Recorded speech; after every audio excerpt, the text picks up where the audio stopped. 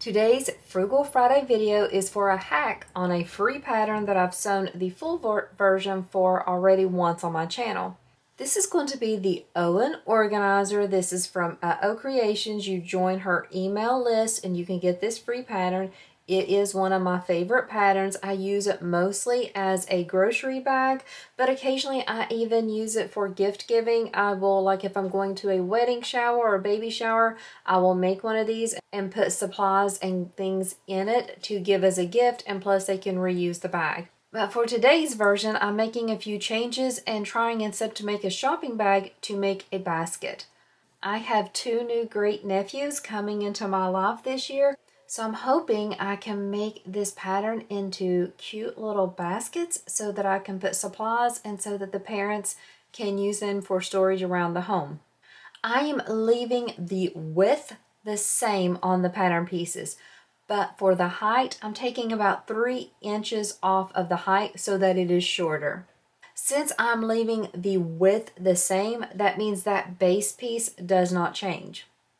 Only the sides and the main pieces are a few inches shorter. So let's go over those pieces that I'm using. I'm going to have 2 exterior side pieces. On all of my exterior pieces, I'm using a cotton canvas, and I have a layer of woven interfacing like an SF101 and also a layer of foam. I did choose to leave the foam in the seam allowance, and on the back of each of these, I marked the top with a T. So these are the 2 exterior side pieces. I have 1 exterior base piece with the same interfacing on it, and then 2 of the main exterior pieces with the same interfacing. For the lining pieces, I'm using this same print. This print is all from Jen's Fabric, and I just loved it, and so I thought it would be great for the interior and exterior. So I cut out the same pieces, 2 sides, 2 main panels, and 1 base. But on these, I did not add the foam. I just added the SF101 equivalent, the medium weight interfacing. To make this pattern have handles, I'm using 2 pieces of webbing. The pattern does give you measurements to cut side handles for the original version, so you can use those cut measurements. I'm also going to be adding 2 tags for a decorative touch. These are completely optional, of course.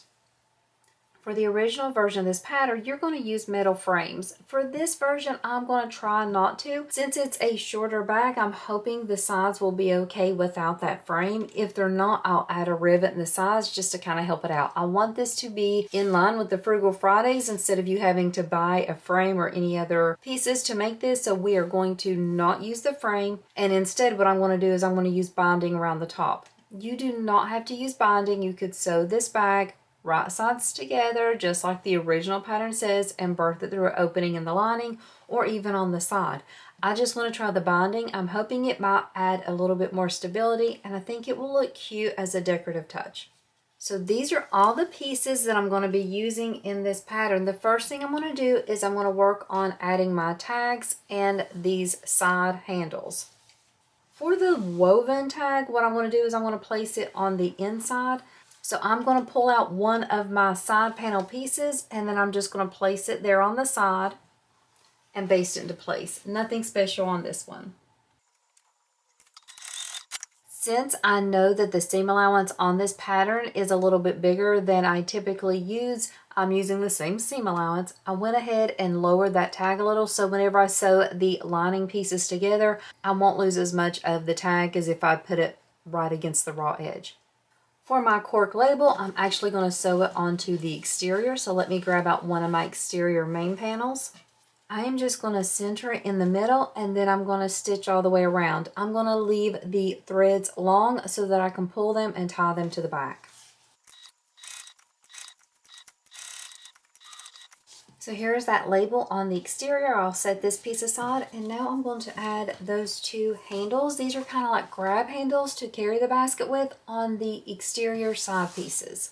I went ahead and pre-marked where I want these to go. I chose to mark them how low I want them to go based on the kind of the print here. Like I didn't want to cover up this dinosaur because I liked the way it looked. So I went lower, and then I just made sure that going lower on this piece wouldn't affect any print on here. So that's kind of how I decided where to place these handles.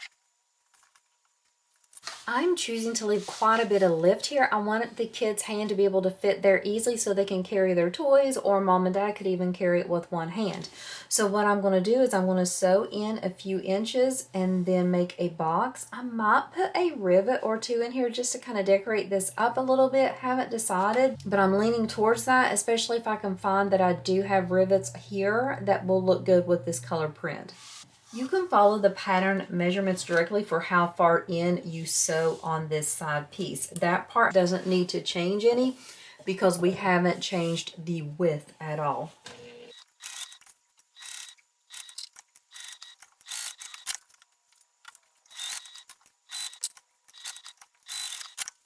So here's how my handle looks. I realized I probably should have added some tape on here just to make sure it didn't shift and it didn't get like uneven or crooked, but it looks okay right now, so I'm okay with that. I'm going to go off camera and attach the handle on the other side exterior piece, and I'm also going to go and check on the rivets. I found a lot of extra rose gold rivets, and so they were perfect. I felt they looked good with this, and since I had plenty, I went ahead and put 2 rivets on each side panel. The base is where we are going to build this basket or bag or box, whatever you want to call it. So on my base piece, what I did was I drew on the seam allowance. The pattern tells us that we are not going to sew any past these lines. So we're going to sew on the lines, but we're going to leave those corners open. The reason why we're doing that is so that when we turn this bag right sides out, we'll have really nice corners there and not a lot of extra bulk and bunching. The side panels will go here. Of course, the main panels will go here. We'll do these same steps for the lining, so I'll show you how we attach the exterior, but then I'll do the lining off camera. For the attaching, I'll start with my sides, and I'll make sure that I know which is my top and which is my bottom. If your print's not directional, if you have your handles centered exactly in the middle, it wouldn't matter. But if any of those things matter to you, definitely make for sure that you have the top and the bottom clearly marked and you know what's what. So I'm just going to clip this side piece all along that side base piece. It should match up perfectly. I'm going to flip it so that I can see that mark I drew on the base.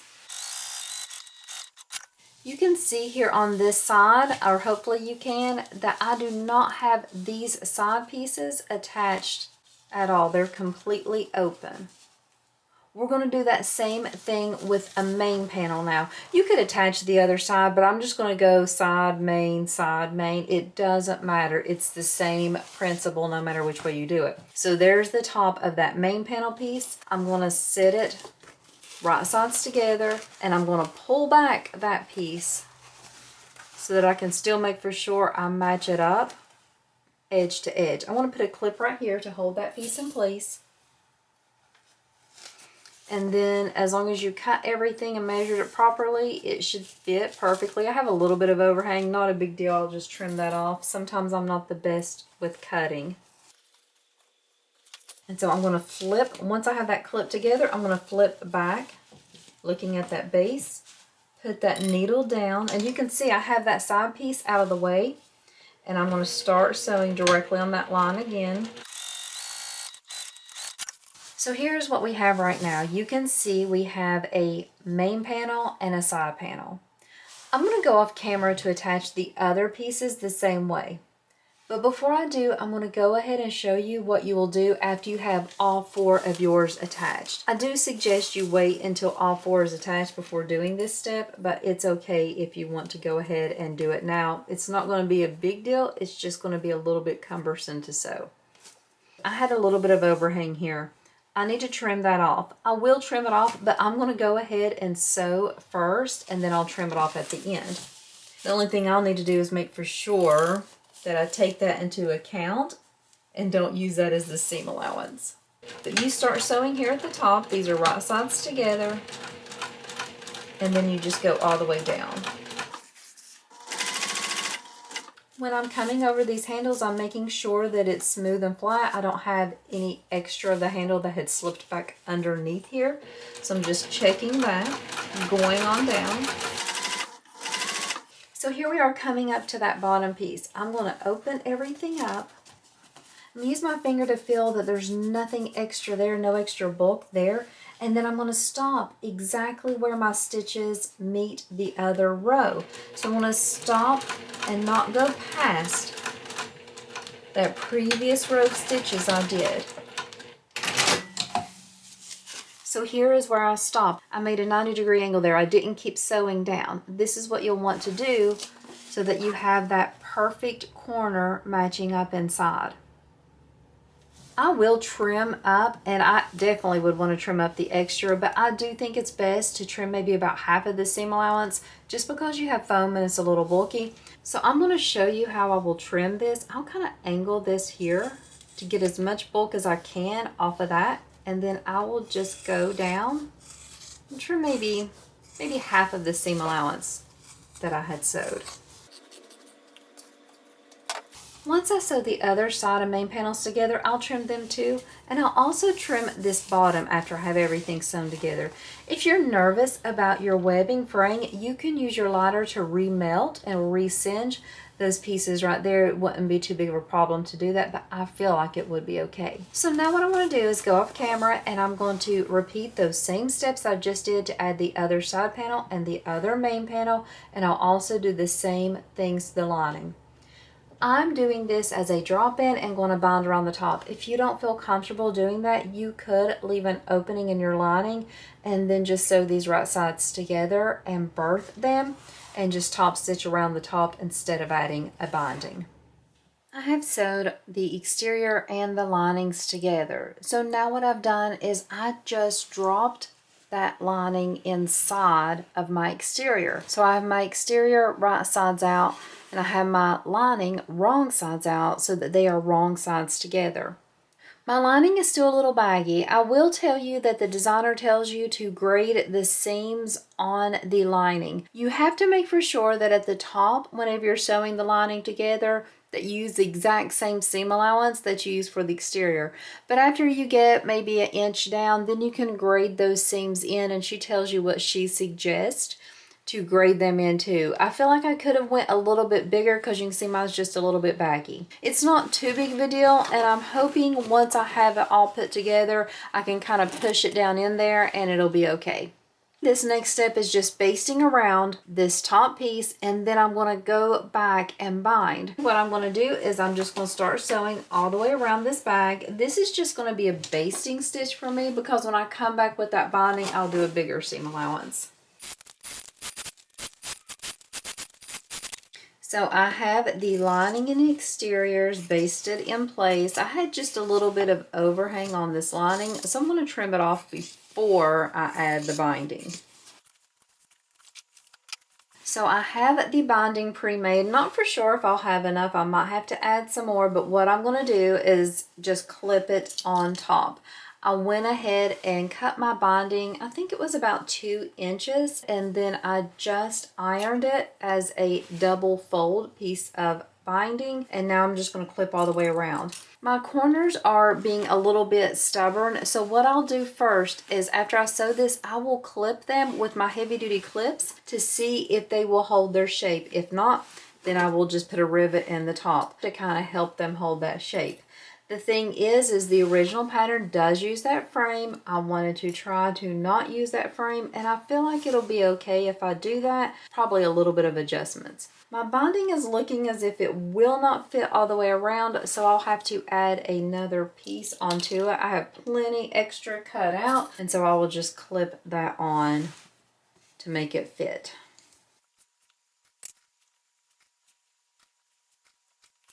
I am so close. I am going to probably just do a little bit of like an overlay. So I'll cut a little piece of binding, fold both of the ends under to cover that spot. But I'm going to go ahead and sew it first, and I'll do that step off camera. So now to sew this binding on, I'm going to sew all along this edge. I have an equal amount on both sides, so if I sew about 1/8 of an inch from this folded edge, it will catch both and it'll look really cute, I think. So that is what I'm planning to do. Make for sure that if you're binding like me, that you have the colors that you feel comfortable with in both the bobbin and your top thread, because it will be seen on both sides.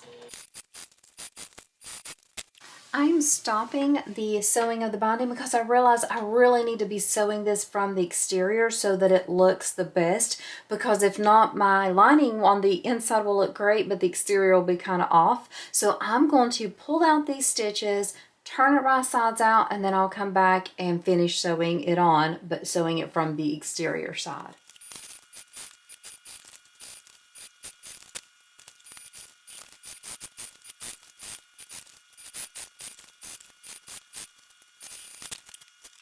I was so very close into being able to overlap those two pieces. Not a big deal. Like I said, I will just cut an extra piece of binding that will just fit over there, and then I'll tuck the raw edges in and just have a folded piece there. Not a big deal, just a little bit frustrating that it didn't work. So I'm just trimming up all my threads. I'm going to push this right sides out and then look at the corners. Okay, I really love how this turned out. This is so cute. I want to fix this, but when you look at the corners, it's not even that big of a deal, like to leave it like that. The lining looks great, everything looks good, but I really want that boxy shape. So what I'm going to do is I'm going to clip these with my heavy duty clips, these right here, and I'm going to see how that looks. If it can hold its shape by clipping, and I'll probably leave them on for about a half an hour. If it'll hold its shape, I'll be okay. But if not, or if I feel like it holds its shape now, but after my great nephew is dragging around with toys in, it'll lose its shape, I may just go ahead and add the rivets. If I do, I will show you that, where I add them and everything. But for right now, I'm just going to clip and see how it looks. But so far, I am loving this, and I think it was a success. So I will come back after the clips have been on for a little while and after I fix that one piece of the binding, and we'll look at it and do final thoughts. Oh my gosh, look how cute this turned out. I did not add any rivets. I just worked on these corners. Look at how beautiful they are. It looks great. I love the structure on this. My binding's not perfect there where I had to add that extra piece. I should have done it the right way, but I got a little lazy, so don't be like me. Make sure you take care of adding the binding really nicely, but honestly, this is adorable. Let's look at the inside. Perfect shape. This is such a cute little basket. I love it. I think you could even make them smaller to be almost like a little tray, but I think this is going to be adorable in my nephew's room. It could be anything. It doesn't have to be for toys. It could be for maybe diapers, wipes, clothes, socks, whatever you want, but I think this is such a cute addition for a kid's room. This is a free pattern. You can do the regular version. You can make it shorter. Don't change the width so much unless you just really want a smaller one, but I left the width the same. I just took about 3 inches off the top. You could even take more off the top if you wanted. You could follow the pattern directions completely and use the wire frames if you wanted to. That would just give it a little bit more structure here. I didn't want to do that, but I definitely am making more of these. I think I might even make them in different sizes. How cute would this be to have maybe 3 on a dresser of different sizes to hold things for kids, just whatever they needed. And plus, where there's no hardware in this, I don't have to worry about them getting hurt on it or being injured because it's all really soft and smushy. If I just smushed it down, like if they fell on it, there really wouldn't be any chance of injury. So I definitely, for me in a kid's room, I'm going to leave the frames out of these. But I love this pattern even more now that I can use it for different things. I'm going to put in my description a link for the full tutorial I have for this pattern. I'm going to put the information about how you get this pattern for free. Also, I'll put a link for the information about how you get this fabric. This fabric is from Jen's Fabrics. I do have a rep code. It is Beth10. So if you order anything off the website and you enter that code, you will save 10%. I do get 10% in store credit, so I have a store credit so that I can buy more fabric with her. Love the way this turned out. So excited. Thank you for watching another Frugal Friday video with me. I'm loving doing these, and thank you for the people that have been sending me the other ideas for videos. I'm getting kind of low on the ideas, so please, if you have any thoughts or suggestions on free patterns, send them my way. I hope you have a wonderful day today, and I hope you have time to get in your sewing room and make something just as cute and adorable as this is.